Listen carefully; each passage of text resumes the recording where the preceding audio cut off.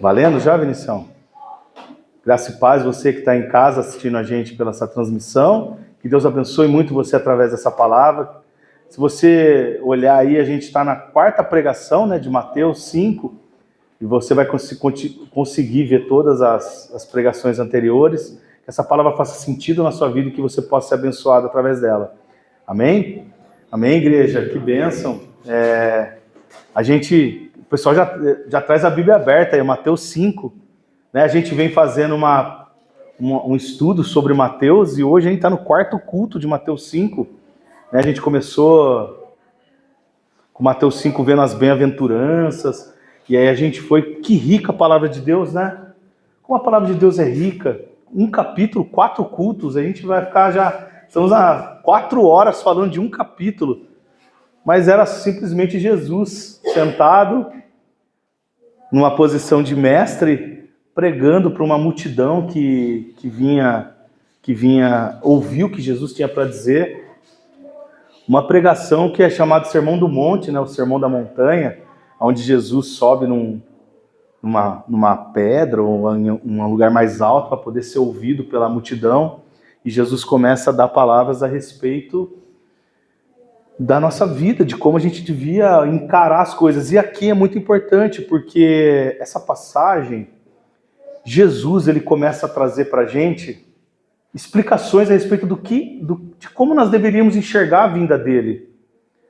Porque Jesus estava dizendo, olha, a gente viu no culto passado, você que está em casa também pode acompanhar no culto passado nosso, da semana passada, Jesus fala, eu não vim para abolir a lei. Porque tinha muita gente que ficava... O que era essa multidão que seguia Jesus? O que tinha nessa multidão? Estava todo mundo ali querendo agradar Jesus, estava todo mundo querendo aprender de Jesus. Tinha gente curioso ali, querendo saber mais do que Jesus tinha para dizer. Tinha gente ali andando atrás de Jesus para falar, uma hora ele vai falar uma bobagem e a gente vai pegar ele para poder incriminar ele, como fizeram depois. Tinha gente ali curioso, esperando o que ele vai fazer, que tipo de milagre. Estava lá como se estivesse assistindo um show. Não tinha nenhum tipo de mensagem no coração. Isso é multidão. A multidão é assim, ela tem várias motivações ali. Jesus via essas várias motivações. E muita gente estava ali dizendo, quem que esse cara pensa que é para chegar aqui e dizer que ele é Jesus, que ele é Deus? Quem ele pensa que ele é para dizer que ele é o Messias? E Jesus tinha um problema com isso, porque as pessoas, elas queriam dizer assim, você está chegando aqui para querer acabar com o nosso sistema? O judeu tinha um sistema muito, muito rígido, né, de leis. Semana passada eu falei 613 leis, 613, que desenrolava isso. Se você for para o Talmud ainda, eles pegam essas 600 leis e desenrolam, né? Então, você tem a lei, você tem a problemática da lei, né? Então, até então, as pessoas viviam como? Qual era a religião da época? O judaísmo. O judaísmo vive do quê? Do Antigo Testamento. E qual que era a regra de fé do judaísmo? Lei. Vivam de lei, vivam de lei. Então, você não faz isso, você não faz aquilo, você não pode fazer isso. E leis que Deus deu para eles. Tá tudo bem. Todas elas apontando para Jesus. Mas eles viviam disso. Só que chega determinado momento em que Jesus fala assim, olha, não vim para mudar essas leis. Vocês estão achando que eu vou chegar aqui e vou dizer, olha, esquece tudo que vocês aprenderam. Ele falou, não, eu não vim mudar. O que Jesus faz? Jesus fala assim, essas leis aí não vai mudar nada. Vai continuar valendo essas leis. Só que eu vou subir o nível delas. Vocês que vão viver a partir de mim agora, vocês vão entender.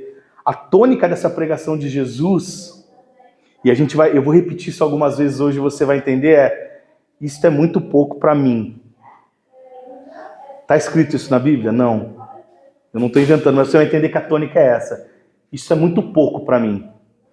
A lei é assim, mas isso é muito pouco para mim. Jesus está dizendo, isso é muito pouco para mim. A partir de mim, vocês vão ter que subir um pouco esse nível de vocês. Por quê? A lei, ela só recapitulando um pouquinho, né? A lei, ela é assim, não faça o que é errado. Então, não faça isso, não faça aquilo, Não faça isso, não faça aquilo. Isso é lei. O que acontece com Jesus é que Jesus fala assim, ó, a partir de mim, vocês vão continuar não fazendo o que é errado, a lei não mudou. Mas agora vocês também têm que fazer o que é certo. E aí é onde pega. E a gente viu semana passada como Jesus começa a tratar essa questão de como vocês vão proceder a respeito disso. E Jesus aqui continua tratando desses detalhes. Eu estou só recapitulando para a gente chegar a Mateus 5, a gente vai começar agora, a gente está lá no versículo 27. Jesus vai tratar o que aqui? Jesus deu exemplos no passado, ele estava falando sobre como a gente devia proceder fazendo o que é certo. Como fazer o que é certo. E Jesus agora começa a tratar, o que Jesus começa a fazer? Jesus começa a pegar coisas do cotidiano nosso e da lei, e Jesus começa a tratar. Eu quero explicar para vocês assim, Jesus está dizendo, como vocês viam e como vocês devem ver a partir de hoje. Amém? Mateus 5, 27. Jesus diz assim, vocês ouviram o que foi dito? Não adultere. Jesus começa a pegar, olha o exemplo que Jesus pega, adultério. Adultério. Como é bom a gente tratar de fazer a palavra ser sequencial, né? Porque a gente trata de assuntos, de repente, qual pastor acorda de manhã e fala assim, já sei, vou tratar de adultério, vou tratar de divórcio, que assunto difícil, né? Que assunto, ainda mais nos dias de hoje, você tratar disso. Mas a gente está estudando a palavra sem pausa. E Jesus tratou disso, a gente trata também. Não é verdade? Por que Jesus traz isso? Você vai ver como que desenrolar disso daqui é muito mais profundo, talvez, do que já foi tratado por você. Jesus começa tratando do adultério. O que é o adultério? O adultério, tecnicamente, é uma relação fora do casamento, né? Traição. Mas o adultério também, ele tem uma conotação de você quebrar, você desfazer um trato, um distrato. Porque é algo que não está. O casamento, ele tem dentro do conceito de casamento, a prerrogativa de ser um do outro apenas. Mas aí um deles decide ter relações fora daquele trato entre os dois. Mas o adultério, ele pode ser também, de forma mais abrangente, não somente ligado a casamento. Você tem também o adultério de forma intelectual, espiritual. Você pode ser um adúltero espiritual. Muita gente hoje trata Jesus ou trata as coisas de Deus de forma adúltera. Imagina se eu chegar para Karina e dizer assim, Karina, eu quero dizer para você que nosso casamento é muito bom e você é a minha esposa preferida. Ela vai ficar feliz? Claro que não. Mas preferida não, eu sou a única. Como preferida? Na verdade, preferida? É algum tipo de elogio isso? Mas tem gente que acredita que chegando para Jesus dizendo, Jesus, você é meu caminho preferido, que eu tomo para às vezes, mas não é o único. Você é meu preferido. E pensam que Jesus tem que ficar feliz em ouvir isso. Você é meu preferido. Jesus não quer ser o preferido da sua vida. Jesus não quer ser aquele que você lembra dele nos momentos que você precisa. Você sabe que o casamento, a gente analisa vários amores, né? E o casamento tem um amor específico, né? Só que o casamento tem que ter mais amores. Tem vários tipos de amores. A gente vai ter, por exemplo, o amor fraterno, que é o amor de um irmão com o outro, ou um amor que você tem por um amigo, é um amor fraternal. A gente tem o amor eros, que é o amor que você gosta do que você recebe. Você ama porque você recebe. Por exemplo, você pode dizer assim, eu amo chocolate. Porque eu como chocolate, aquilo me dá uma alegria, gordinho ainda falando de chocolate, é uma beleza, né? Fala assim, já entendi que você está desse tamanhinho, né? Estou lutando, calma. Mas olha só, o chocolate, ele te entrega algo. Ninguém vai comer chocolate porque tem vitamina C, B.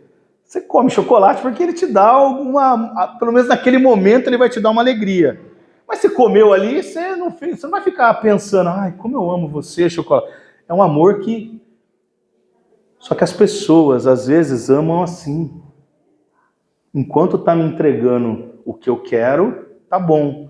Parou de dar o que eu quero, já não... Eu não amo a pessoa pelo... E a gente tem o amor ágape, que é o amor assim, eu amo essa pessoa incondicionalmente. Eu amo a pessoa dela, eu amo ela, não amo o que ela me entrega. Se amanhã ela não entregar mais o que ela me entrega hoje, mesmo assim eu vou amar. Olha que níveis de amor diferentes a gente encontra.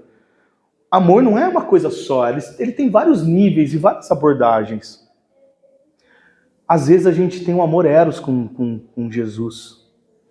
A gente tem um amor só de... Você já viu gente que só lembra de Jesus quando precisa? Só quando precisa? Só busca Jesus quando precisa. Enquanto Jesus está me entregando aquilo que eu preciso, está muito que bem. A gente brinca que tem um remédio chamado Jesusol, que é o remédio que você vai na prateleira, você retira Jesus da prateleira, toma sua pílula de Jesus, resolveu o seu problema, você vai lá, guarda de novo na prateleira e fecha. Não é verdade? Quanta gente trata Jesus assim? E aí Jesus se torna talvez o preferido, o resolvedor de problemas preferido. Mas ele não é o centro da vida dessa pessoa. Aqui Jesus está tratando claramente o que a Bíblia trata aqui. Jesus está tratando do adultério de casamento. Mas ele está usando isso de exemplo para a gente trazer para a nossa vida. E Jesus começa dizendo, vocês ouviram o que foi dito, não adulteres? É o 7º mandamento. Em Êxodo 20, 14, Deuteronômio, você vai ter essa lei dada para os judeus. Então Jesus está falando, vocês conhecem de lei, vocês já ouviram falar, vocês tratam disso, vocês debatem a respeito de adultério. Não pode adulterar, não pode. E aí Jesus traz a frase que eu falei que eu vou trazer muitas vezes. Que é, isso é muito pouco para mim. Jesus diz assim, ó, Jesus não fala isso, mas Jesus diz assim, lembra do que ouviram no adultério. Mas eu digo, como é que está no seu versículo 28? Mas eu digo que qualquer um que olhar para uma mulher e desejá-la, já cometeu adultério com ela no coração. Jesus está dizendo, olha, a lei diz para você, como que a lei diz lá em Deuteronômio ou no Êxodo? Diz assim, ó, você não pode tomar outra mulher. O homem não pode tomar outra mulher. Isso é adultério. Isso é lei. Jesus fala, isso é muito pouco para mim. Não é só o fato de você tomar outra mulher. É o fato de você desejar. É o fato de você pensar. É o fato de você sonhar. Porque o que acontece com a lei? A lei é só não fazer o que é errado. É só não tomar outra mulher. Mas Jesus está dizendo, isso não é... Aí a gente começa a entender o que Jesus quer trazer para a gente. Mais uma vez. Jesus veio dizer assim, a minha lei, a partir de mim, vocês vão viver uma outra realidade. Não é a sua realização exterior que me interessa. Eu não estou preocupado com a tua casca. Eu não estou preocupado com o que você mostra para a sociedade ou o que você diz que você é. Eu estou preocupado com o seu interior. E aí a coisa pega. É por isso que Jesus, nos versículos anteriores que a gente estudou semana passada, diz assim, a minha justiça, ela é imensamente superior aos que vivem da lei. Porque é muito mais fácil só não adulterar do que você não adulterar, não pensar, não olhar, não em momento algum passar isso pela sua cabeça. É muito mais fácil você simplesmente não se ajoelhar diante de outros deuses, mas dentro do seu coração ter vários altares levantados para várias coisas.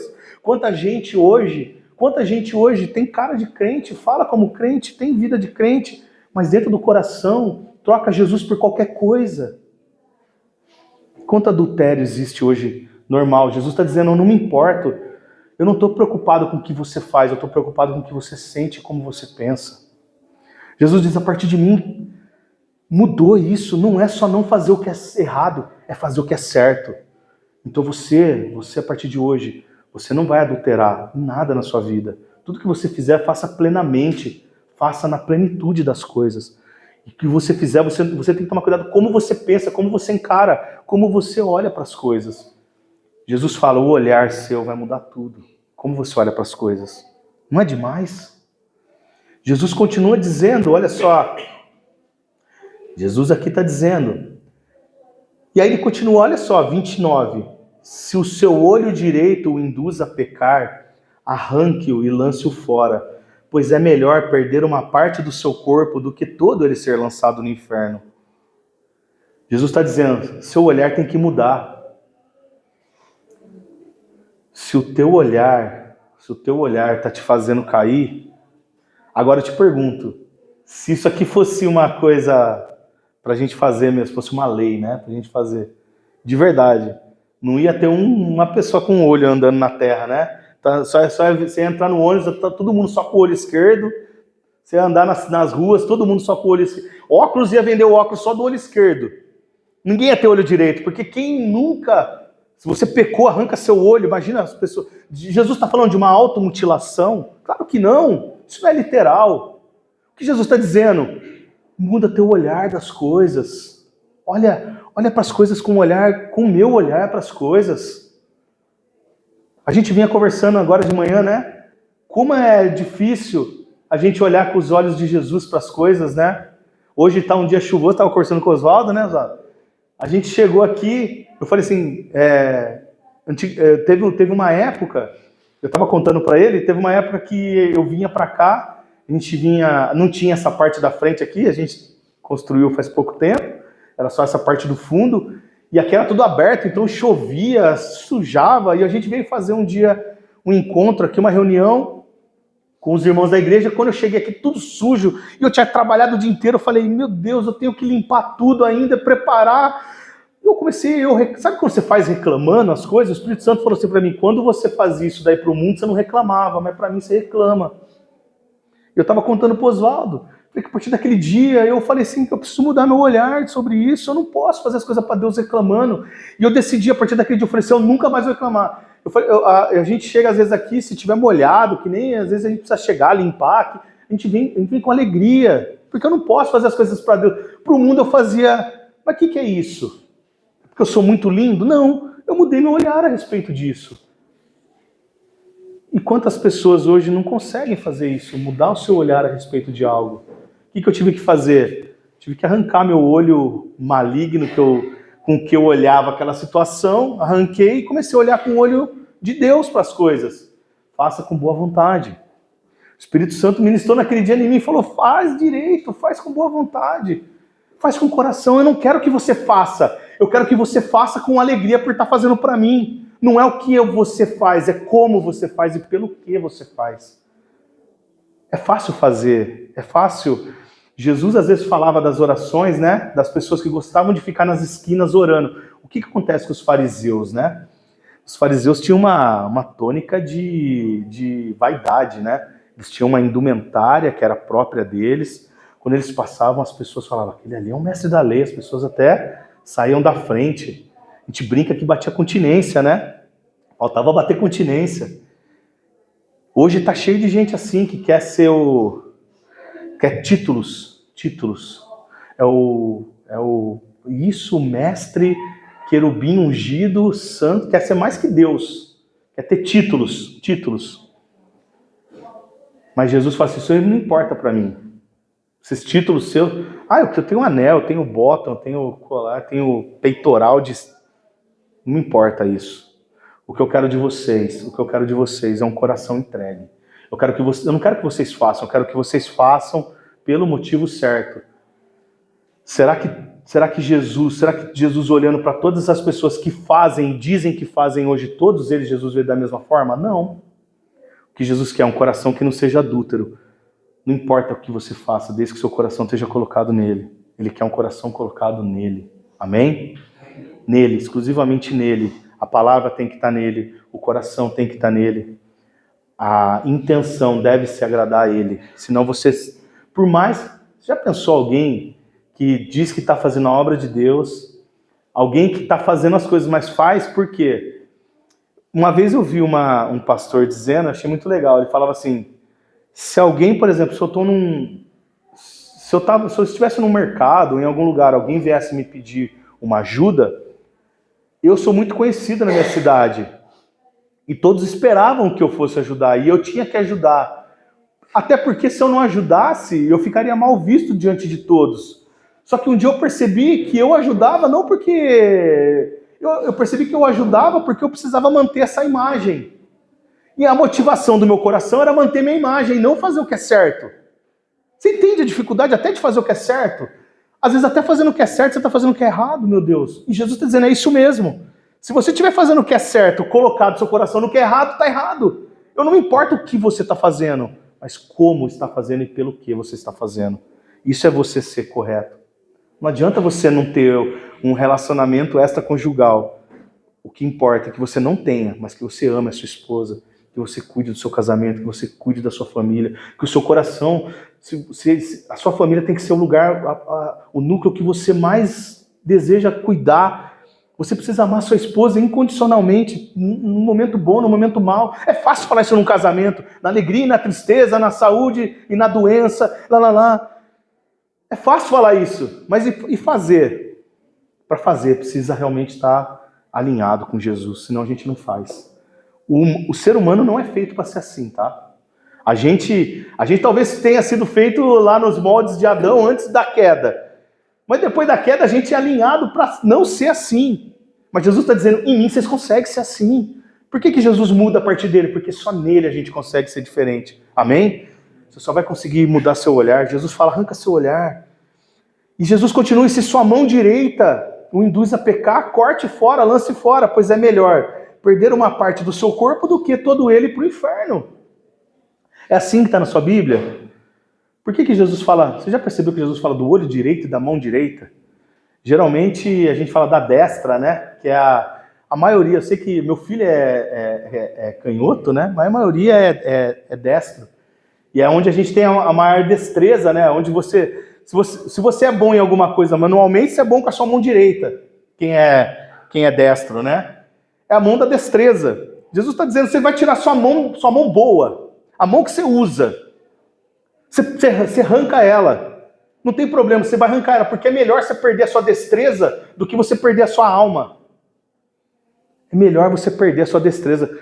Se você tiver que pagar preço para ser desse jeito, faça. Sabe por quê? Porque só cumprir a lei para mim é muito pouco. Só cumprir a lei para mim é muito pouco. Só que hoje a gente vê muita gente que não ser legalista, né? Viver de lei. Mas eu faço, mas eu pareço que faço. Mas e a motivação do teu coração, qual é? Então a gente precisa mudar isso, amém? Amém. Jesus começa a mostrar onde ele queria chegar aqui, né? E Jesus não para. Jesus começa a falar do divórcio. Imagina Jesus falando para essa multidão que queria... E Jesus começa a tratar de adultério, divórcio. Que assunto complicado, mas o que Jesus queria mostrar para eles? Eu não estou falando... Aqui não é encontro de casais. Jesus está dizendo... Essas coisas que eu estou dizendo a respeito do teu relacionamento, isso é para você aplicar na sua vida. Em tudo. Você imagina alguém que uma pessoa que não consegue amar a própria esposa vai amar você, que é um vizinho, que é um amigo, que é um irmão da igreja? Como assim? Olha só, Jesus diz assim, ó. Foi dito também, toda vez ele começa assim, foi dito. Por que ele fala foi dito também? Porque o judeu transmitia a lei de forma oral. Então todos eles haviam, essa lei havia no meio deles, eles conheciam essa lei. Foi dito também, aquele que se divorciar da sua mulher deverá dar-lhe uma certidão de divórcio. Que assunto é esse, André? Tá lá em Deuteronômio, né? Só para você entender, a lei diz assim, ó, em Deuteronômio 24:1. Se o homem se casar com uma mulher e depois não a quiser mais, por encontrar nela algo que reprova, ele escreverá à mulher uma certidão de divórcio, entregará a ela essa certidão e a mandará embora. A gente está falando de uma sociedade aqui ainda muito patriarcal, aonde a própria lei de Deus, a mulher não podia se separar do marido, mas o marido podia abandonar a mulher, ele daria uma certidão de divórcio para ela, de próprio punho, entregava para ela e falava, pega suas coisas e vai embora. Acabou. Isso era lei. Jesus fala, vocês conhecem essa lei? Tá bom. Mas isso é muito pouco para mim. Eu não aceito. Jesus dizendo, isso não pode ser só isso. Olha só o que Jesus diz. No entanto, eu digo que todo aquele que se divorciar da sua mulher, exceto por imoralidade sexual, faz que ela se torne adúltera. E quem se casar com a divorciada comete adultério. Jesus está dizendo, olha, ele dá um conselho para você, assim, você vai continuar, a lei é seca, a lei fala para você, você não gostou, manda embora. A lei é assim. Mas Jesus você já reparou Quanta gente hoje trata gente como coisa e coisa como gente? Já reparou? Como hoje é muito fácil a gente amar as coisas e odiar as pessoas? Outro dia eu vi um caso com um vizinho matou o outro por causa de uma briga por causa de um muro. Então o muro era importante para ele, mas a pessoa não. Um tijolo em cima do outro é mais importante do que uma vida. Mas é normal hoje. As pessoas amam as coisas, mas não amam as pessoas. Então ama a coisa como pessoa e ama a pessoa como coisa. As pessoas são descartáveis. As pessoas são totalmente descartáveis. A gente pode, enjoou de alguém e você manda embora. E Jesus está dizendo, isso não é assim. Você não pode continuar tratando as pessoas como coisa e coisa como pessoa. Você precisa pôr as coisas em cada lugar. Pessoas são pessoas, você precisa amar as pessoas. Você não pode mandar sua mulher embora só porque você enjoou dela. Você não tem direito de enjoar da sua mulher. Enjoar de alguém. E não é só da sua mulher, você não pode enjoar de ninguém. Você enjoou de alguém? Talvez hoje você está aqui, você já falou, enjoei de tal pessoa, enjoei de tal pessoa. A gente não tem esse direito de enjoar de alguém. As pessoas não são coisas que a gente descarta. A gente tem que amar as pessoas. Mas isso não é natural, né? Isso não é natural. É lógico que você não é obrigado a ficar aturando tudo e todos. Não é isso que Jesus está dizendo. Não é isso que Jesus está dizendo. Jesus está dizendo, olha, olha além do que você recebe. Olhe além do que você recebe. Você não pode amar uma pessoa simplesmente pelo que você está recebendo. Olhe além do que você recebe. Olhe além do... Você já amou alguém pelo que você pode fazer por ela? Sabe uma coisa muito, muito diferente? E isso é uma coisa que a gente não vê no mundo, mas a gente encontra na igreja. E tem gente que acha que igreja não tem nada de diferente. Igreja tem que ter algo diferente do mundo. Por favor, pelo amor de Deus. No mundo, quem aqui já tinha uma amizade muito grande no mundo, enquanto você oferecia algo muito legal, e quando você parou de oferecer aquilo, a pessoa nunca mais te procurou? Tem muita gente que se aproxima da gente pelo que a gente pode oferecer. E a gente vai chamar a pessoa de interesseira, de tudo isso, mas é verdade. Tem muitos irmãos que hoje eu gostaria que estivessem aqui sentados, que não estão, porque talvez eu não ofereça a alegria que eles esperam de mim.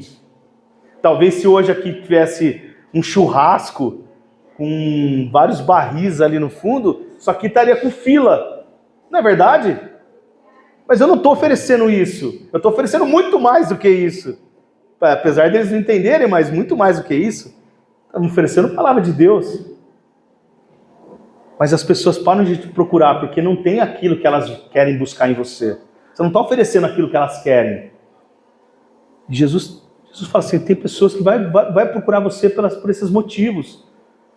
Você para de oferecer.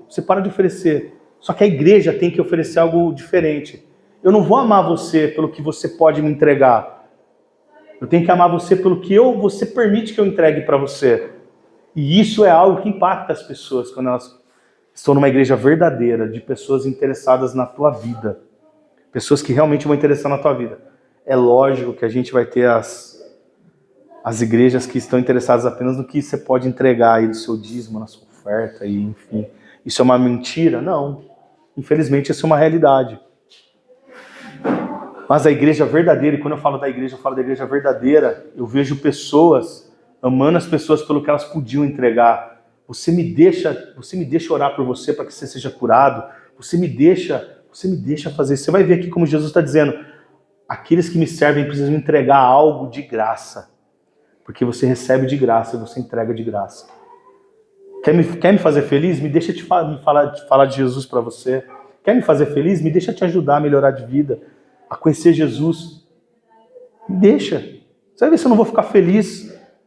Não quero o seu dinheiro, eu não quero... Não é isso. Mas será que se todos nós tivermos esse coração, a gente vai conseguir pregar o evangelho para muito mais pessoas, não é verdade?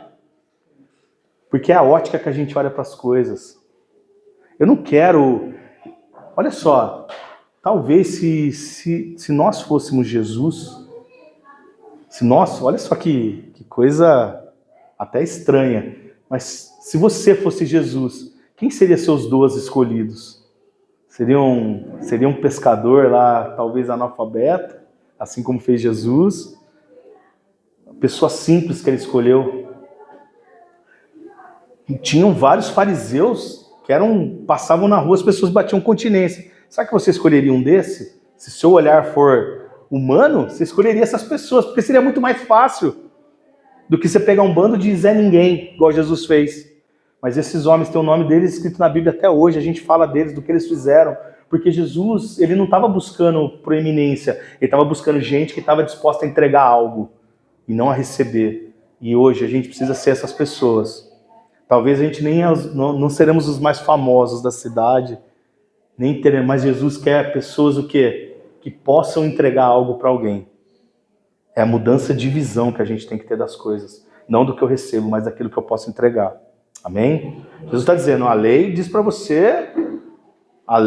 você enjoar e mandar embora. Mas eu digo para você, persevera, insiste, ama, entrega.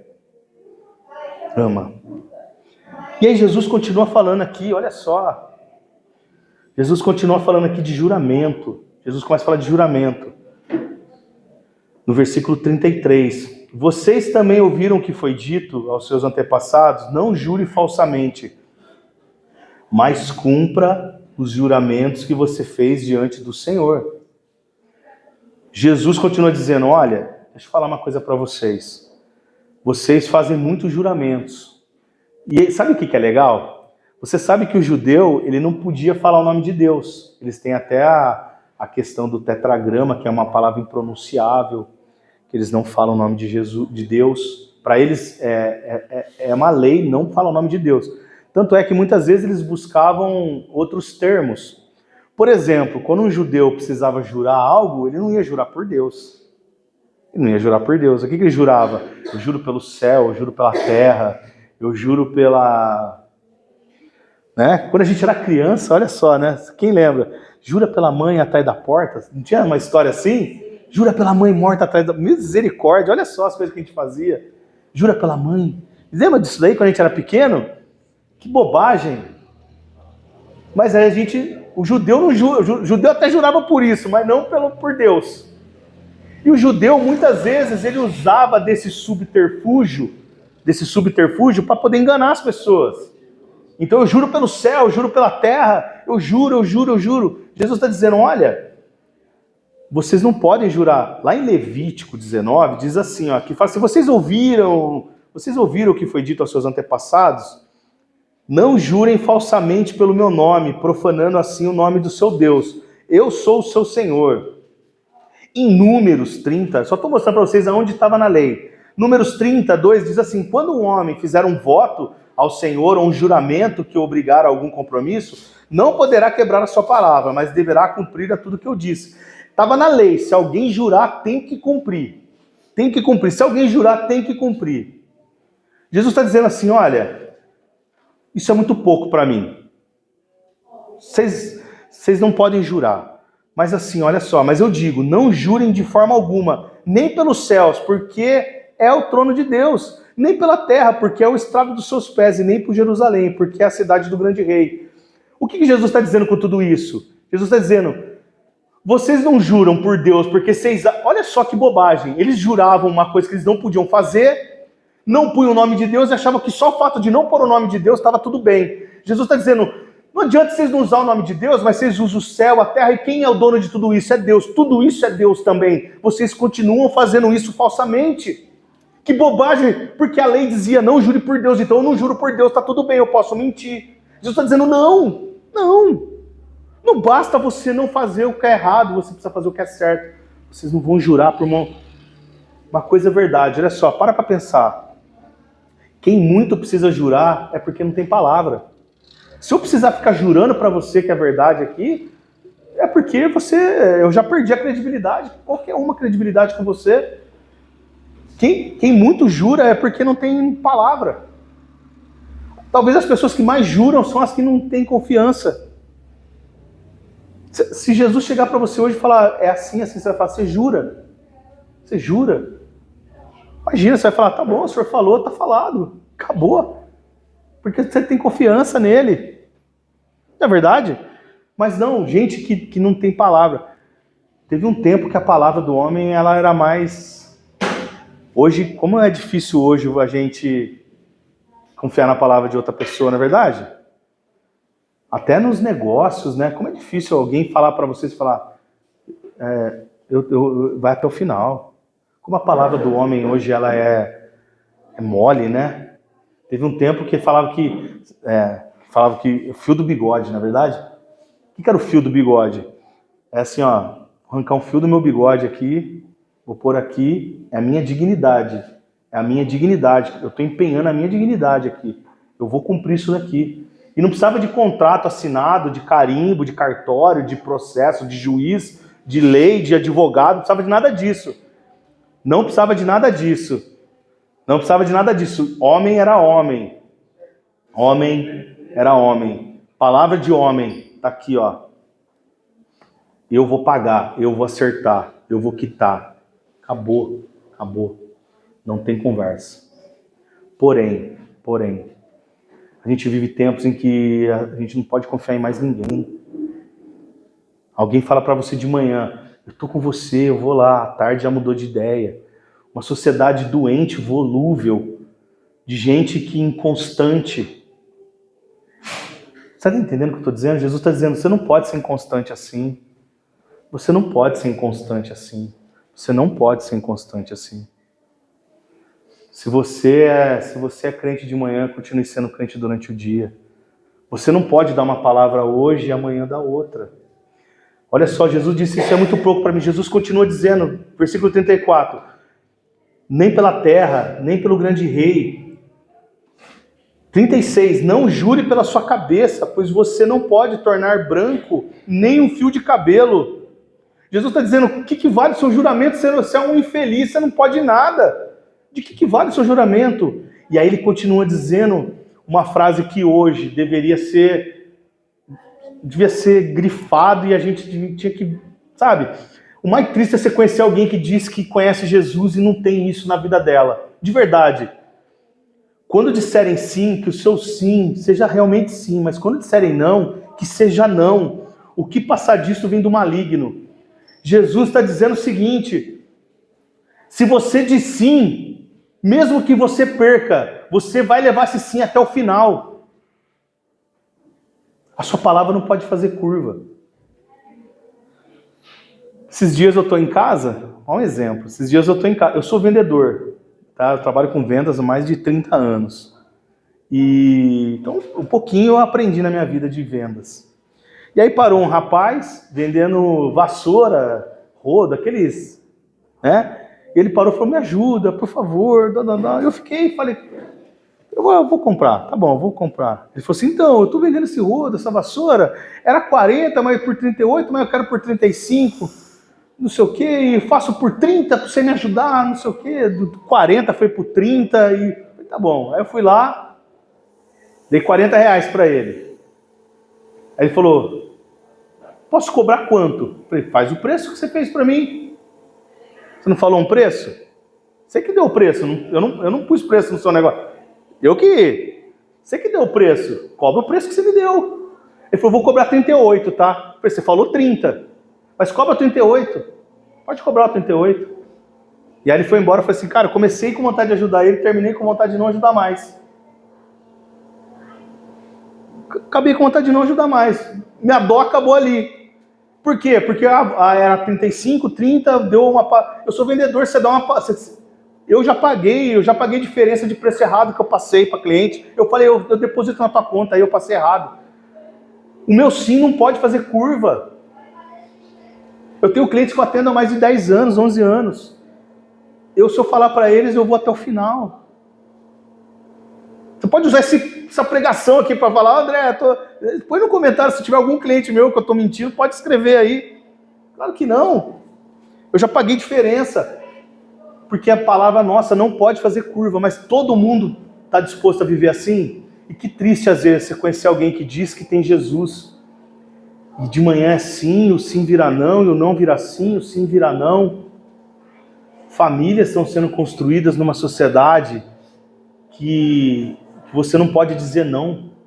Jesus está dizendo, o seu sim tem que ser sim, mas o seu não tem que ser não também. Deixa eu falar uma coisa para você, não tem que dizer sim para tudo. Jesus está dizendo aqui, diga não também. Às vezes o seu não para algo, dá para você dizer não para as coisas. O seu não é mais importante do que o seu sim, sabia? Às vezes um não de Deus para a gente diz mais a respeito do amor dele do que um sim. A gente gosta do sim de Deus pra gente, né? Eu pedi, Deus me deu, eu pedi, Deus me deu, mas tem vezes que Deus não dá porque não é pra você. É livramento da sua própria vontade. Mas Deus não me atendeu. Eu conheci gente que falou, eu pedi uma coisa pra Deus e Deus não me deu. Eu falei, você acha que Deus é o gênio da lâmpada? Você tá achando que Deus é o Papai Noel gordo de shopping, como eu sempre digo? Deus não é obrigado a atender você. Deus não é obrigado a fazer sua vontade. E vou dizer mais, esse não de Deus para sua vida, você deve agradecer esse não de Deus. Mas a gente, como criança, no mercado, quando pega o negócio e faz birra, se joga no chão e chora. Deus não tem problema nenhum em falar não para você. E você também tem que não ter problema nenhum de dizer não para alguém. Não. Ensina teus filhos a não. Não, não, não e não. Não tem problema. Às vezes eu brinco, meu filho já tem uma... Já tá crescidinho, né? Pouquinho, crescidinho. Mas eu nunca tive problema em falar não para ele. E às vezes ele falava, pai, mas por quê? Eu falo assim, porque eu não sou obrigado a te fazer feliz. Eu sou obrigado a te ensinar. Minha obrigação é te ensinar, não é te fazer feliz. Nunca na minha vida nunca ninguém falou assim, a sua obrigação é fazer seu filho feliz. Não, minha obrigação é fazer com que ele se torne um homem sério, um homem íntegro. Essa é a minha obrigação. Ser feliz é problema... Aí é como ele vai encarar a vida. E se ele for íntegro e for sério, ele vai ser feliz. Se ele for um homem de Deus, ele vai ser feliz. Eu creio nisso. A gente começou esse Mateus aqui falando das bem-aventuranças, ou quer ser feliz nessa terra? Pois seja assim, assim, assim, assim. Jesus aqui dá uma descrição de como ser feliz nessa terra. E se você seguir essas bem-aventuranças, você vai ser bem-aventurado. Mas isso às vezes passa pelo meu não. Se eu não te der um não, a vida vai te dar vários nãos. Eu prefiro que você tenha um não meu em casa e aprenda em casa do que o não da vida. Porque ao mundo não amacia, não. A gente, às vezes, a gente amacia, mas ao mundo não. E Deus também não amacia com você. Deus, se precisar dar um não para você ficar. E o não de Deus, a Bíblia fala que ele abre portas que ninguém abre, mas ele também fecha portas que ninguém mais abre. Ele abre portas, mas ele fecha portas. E quando ele fecha, nada abre. Deus às vezes fecha portas na nossa vida e louva a Deus por isso. Porque eu já tive tantos planos malignos, que hoje eu entendo como malignos, mas na época eu achava que eram maravilhosos. E hoje eu entendo que a vontade de Deus para minha vida, sim, ela é boa, perfeita e agradável. Mas a minha vontade às vezes às vezes o seu pior inimigo é a sua vontade para a sua vida. E Deus sabe disso. E Deus dá um não para você. E glória a Deus por isso. Amém? Amém. E aí Jesus continua. Jesus continua. Então Jesus está dizendo, olha, vocês têm que mudar a visão de vocês têm que mudar a forma com que vocês agem, vocês têm que mudar o olhar de vocês. Vocês não podem tratar as pessoas como qualquer coisa.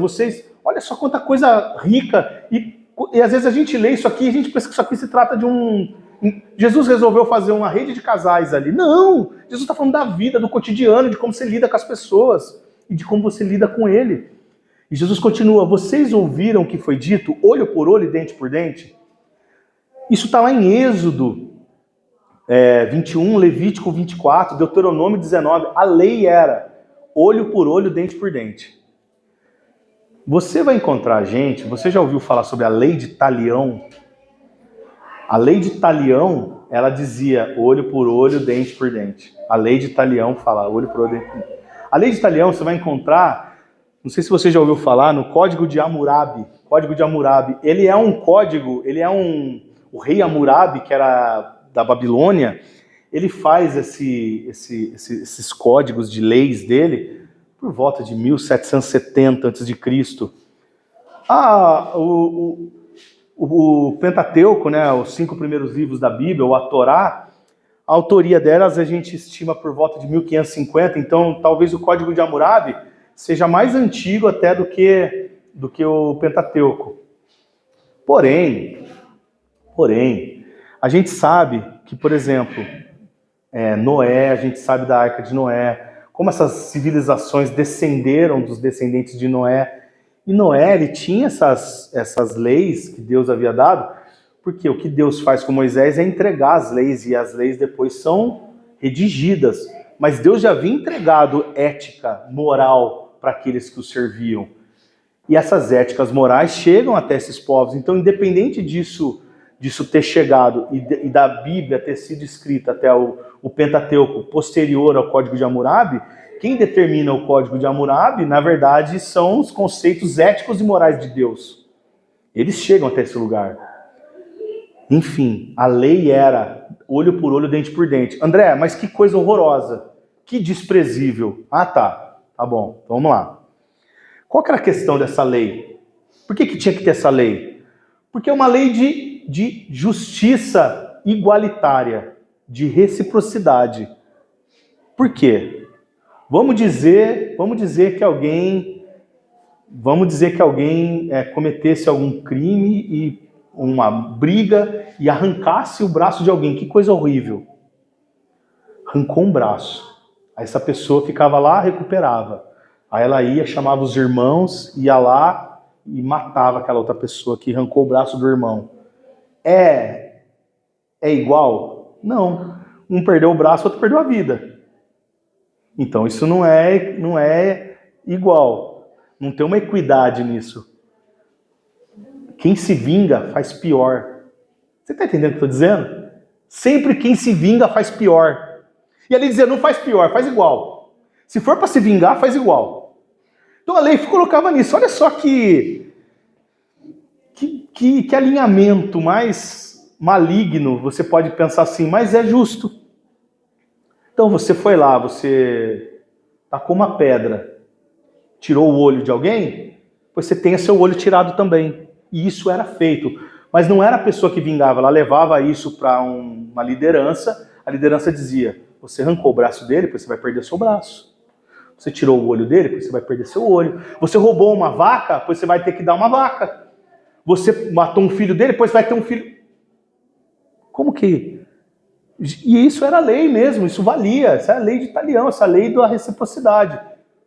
Fez, perdeu, fez, perdeu. Jesus diz, isso é muito pouco para mim. Isso é muito pouco para mim. Olha só o que Jesus diz. Ai, meu Deus, Jesus. Versículo 39. Mas eu digo, não resistam ao perverso. Se alguém o ferir na face direita, ofereça-lhe também a outra. Jesus está dizendo, você quer pagar com reciprocidade o que te fez? Eu quero dizer para você, que se você levar um tapa na sua cara, você vai dar outra face para a pessoa. Jesus está dizendo aqui sobre um ataque físico que você pode receber. Jesus continua. E se alguém quiser processar você e tirar sua túnica, deixe que leve também a sua capa. Jesus está falando sobre um ataque aos seus bens.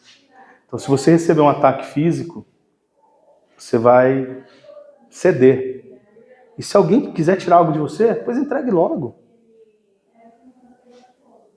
E se alguém, 41, o forçar a caminhar com ele 1 milha, vá com ele 2. 1 milha era cerca de 1.500 metros, 1,5 km. Jesus está dizendo, sabe por que Jesus diz isso? Imagina que um soldado romano poderia muito bem chegar e ele via, o soldado romano estava carregando uma sacola, uma bolsa ou alguma coisa do tipo.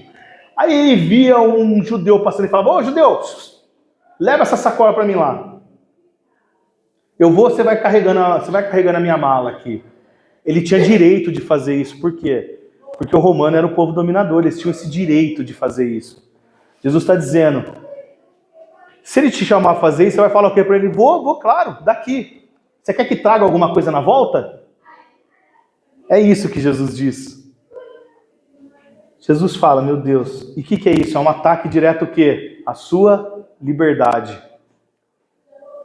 E aí, olha só, Jesus está dizendo o que com isso daqui? Que você precisa ser um tonto? Que você precisa ser um bobo? Não, o que Jesus está dizendo? Pode ser que na sua vida pessoas te ataquem fisicamente. Pode ser que pessoas te ataquem nos seus bens. Pode ser que pessoas tentem tirar a sua liberdade.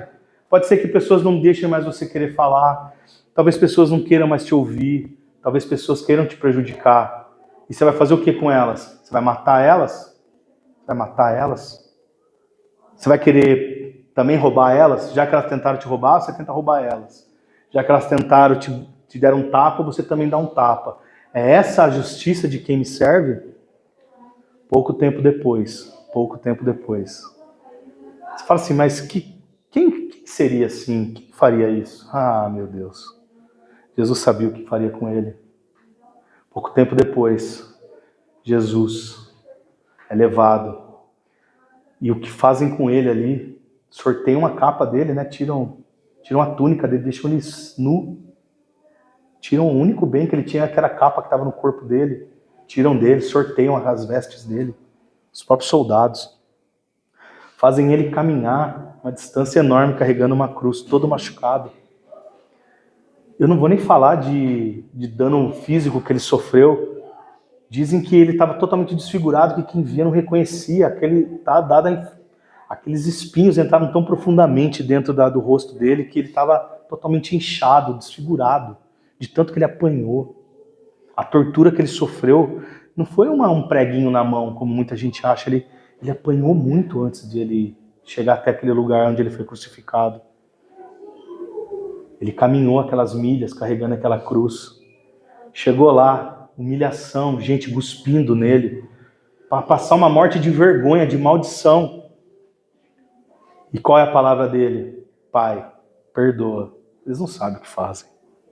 Naquele lugar, depois de passar por tudo isso, de uma única vez, numa única sequência, ele ainda consegue dizer, Pai, não coloca isso na conta deles. Livra eles desse pecado.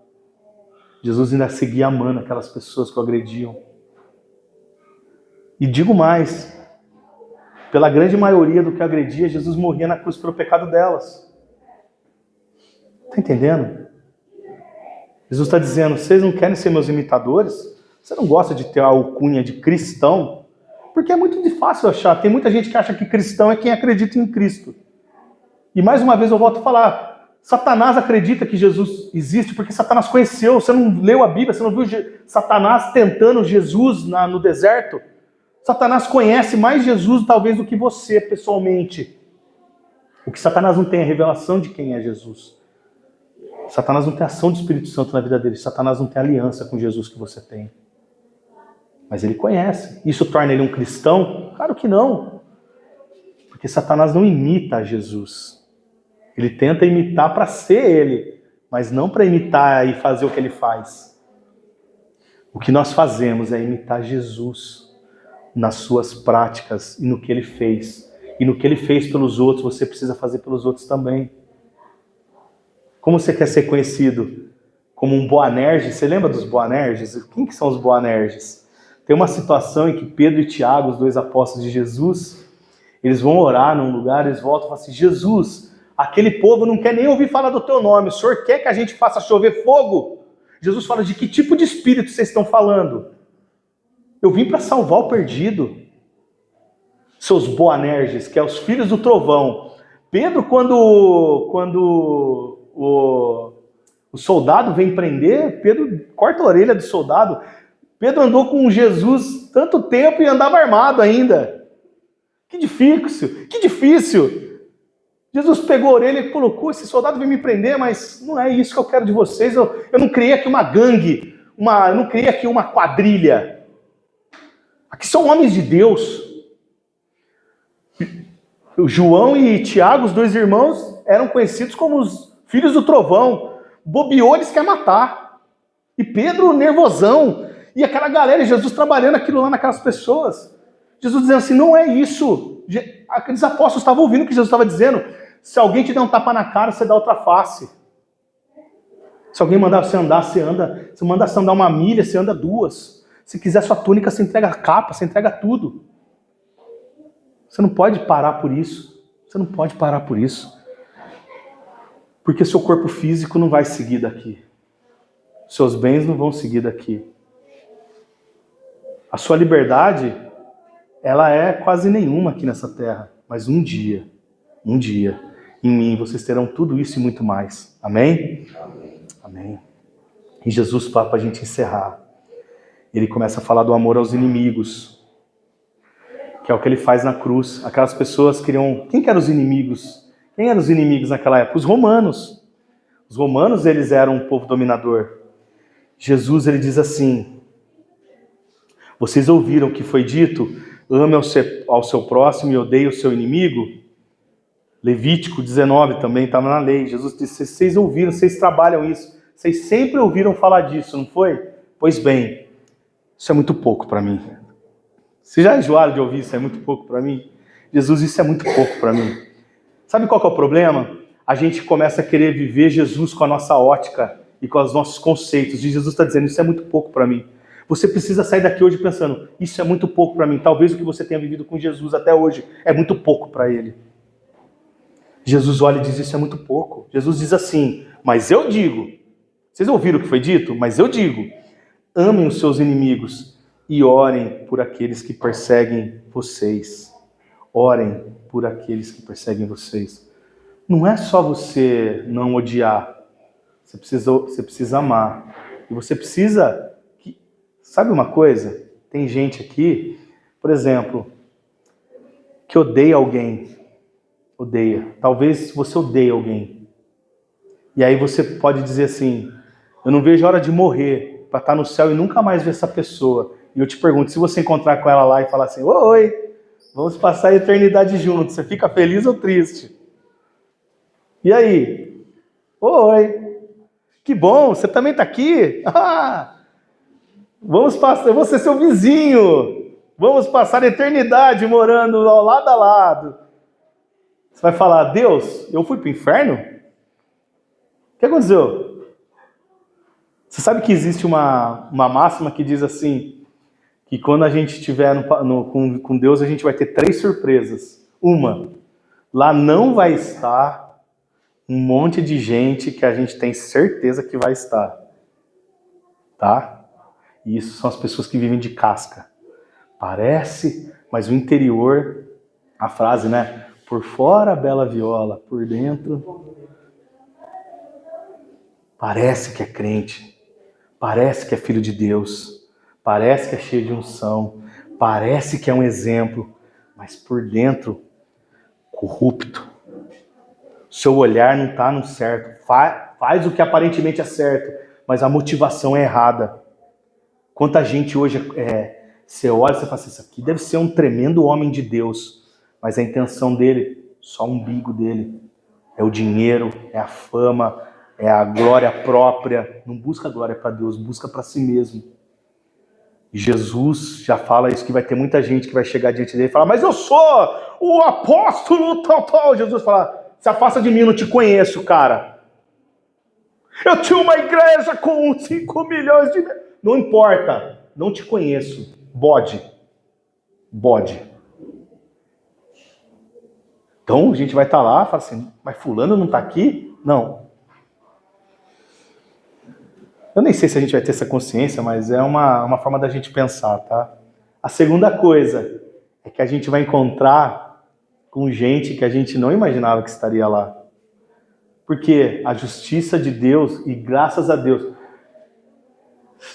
Deus, em momento nenhum da Bíblia, e se você encontrar isso na Bíblia, eu mudo minha opinião. Eu venho publicamente dizer, mas você não vai achar.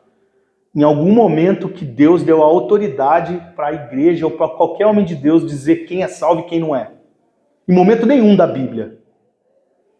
Tinha um ladrão da cruz do lado de Jesus e todo mundo dizia: morre, morre. Jesus disse: ainda hoje estará comigo no paraíso. A gente falou dele semana passada. Se você ficar curioso, olha no vídeo passado. Ainda hoje estarás comigo no paraíso. Ainda hoje. Todo mundo olhava para aquele homem e dizia: esse cara já era. Jesus falou: não, para ele tem uma chance. Isso é dado a Deus, mas vai ter gente lá que você não imagina, mas que, de alguma maneira, Deus o alcançou. E a terceira E a terceira surpresa que você vai ter é que você vai estar lá. Essa é a surpresa. Você tem que chegar e falar, ufa!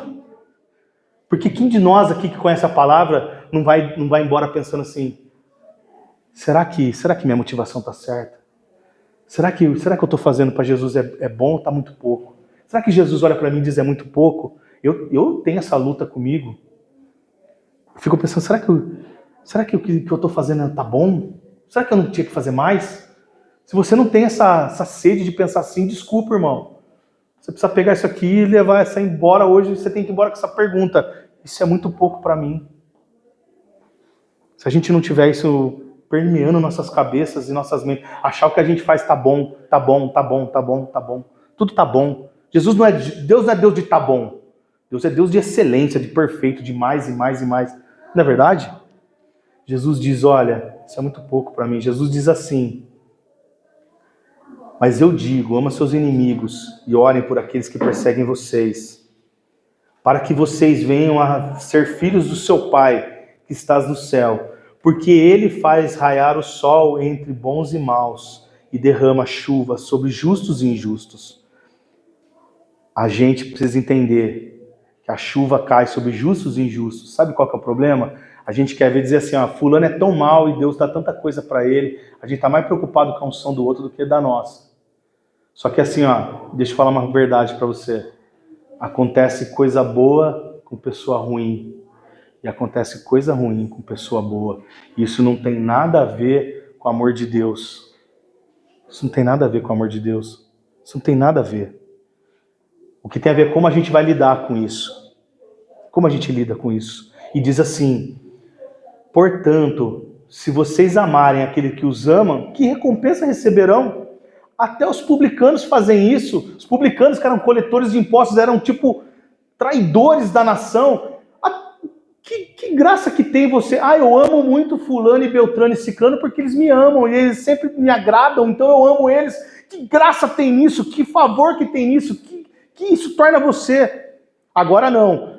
Fulano me odeia, mas eu oro por ele, eu quero ver ele ser maior. Você é capaz de olhar para o inimigo e só dizer assim, ó, eu espero que ele seja melhor do que eu, que ele conheça mais a Deus do que eu conheço. Eu espero que ele seja salvo, eu espero que ele conheça Jesus. Eu espero que ele um dia amanhã seja maior do que eu no reino de Deus. Você é capaz de dizer isso? Só no sobrenatural. Só no sobrenatural de Deus. É mais fácil dizer, eu espero que ele viva um dia para ver meu sucesso, né? Tem gente que fala essas asneiras. Eu espero que o meu inimigo viva um dia a mais do meu sucesso, só para ele ver o meu sucesso. Que besteira. Que lei de talião é essa que está na sua vida? Isso é muito pouco. Jesus diz, olha, você precisa orar por ele. E saudarem apenas os seus irmãos, o que farão demais, até os gentios agem assim. Portanto, vocês devem ser perfeitos. Como perfeito é o Pai Celestial de vocês, o Filho tem que parecer com o Pai. Se você só quiser aqueles que todo mundo quer, o que Jesus faz? Jesus vai escolher aqueles que ninguém quer. Aqueles que ninguém quer. Sabe aquele que ninguém quer? Talvez a gente fique escolhendo para quem a gente prega ou para quem a gente vai amar. Você quer escolher quem você ama, você quer escolher para quem você prega, você quer escolher por quem você ora. Mas Jesus está chamando a gente para a gente orar por aqueles que ninguém quer. Tem gente que ninguém escolhe. Tem gente que é problemático, que dá trabalho. Tem gente que não é fácil. Alguém já disse que você não é fácil? Você não é fácil. Você não é fácil. Pois talvez você seja um desses improváveis e um dia Deus te amou de tal maneira que você foi encontrado. Talvez você não seja um dos escolhidos.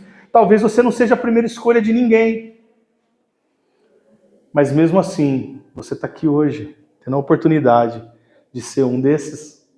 De ser um desses escolhidos. Olha que bênção. Você está aqui hoje não é qualquer coisa.